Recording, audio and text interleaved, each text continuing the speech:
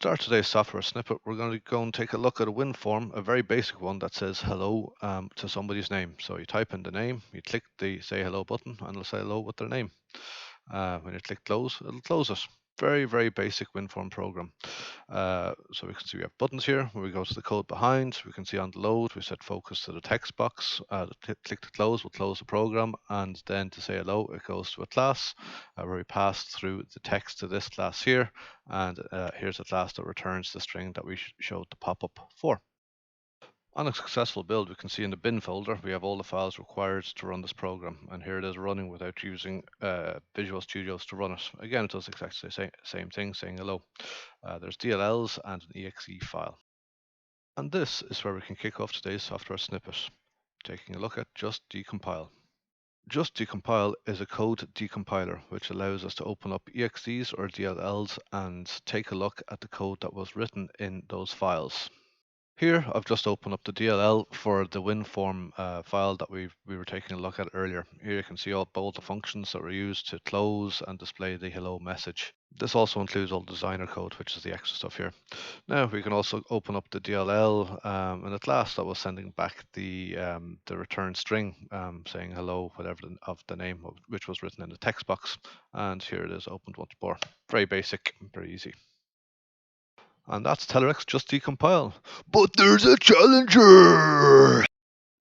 .peak is written by JetBrains, which we all have access to. Here, you can actually open up a folder and open up all the files, DLLs and exes within that folder. This software snippet was only going to be about JustDecompile, but I found .peak and I found it to have better options, and it did things as a decompiler much better than JustDecompile, and I'll show you right here why. Here's the exact codes that I wrote in the WinForms, and this is .NET Peak showing that. Then here, I can open up the designer code, which is shown right here.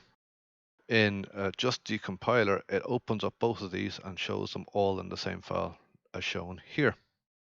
And then finally, when I open up my DLL class to show the string, it actually shows the exact code that I written again, as opposed to returning a string concat. It includes the actual code that I wrote. Now, that was a very simple WinForms program that I just took a look at. But here you can see a decompile text crawler, and on opening it, I can find out all the classes that are written in it and see all the code behind that Windows program. Which you don't really want that to be able to happen so easily. Now, I did have to go rooting for a program that I could open up the exe file for. Text crawler had it. If I open up some other ones, let's say 7-zip, it will have it all very well hidden, and you can't open it up as displayed right here. You can see that it's not supported. And just to confirm, it's not only .peak. Let's go and open up that same file in JustDecompile, and you can see, bang, it is not allowed to open up that. And this, ladies and gentlemen, is a topic which we'll be covering in next week's software snippet. Try them out, .peak and JustDecompile.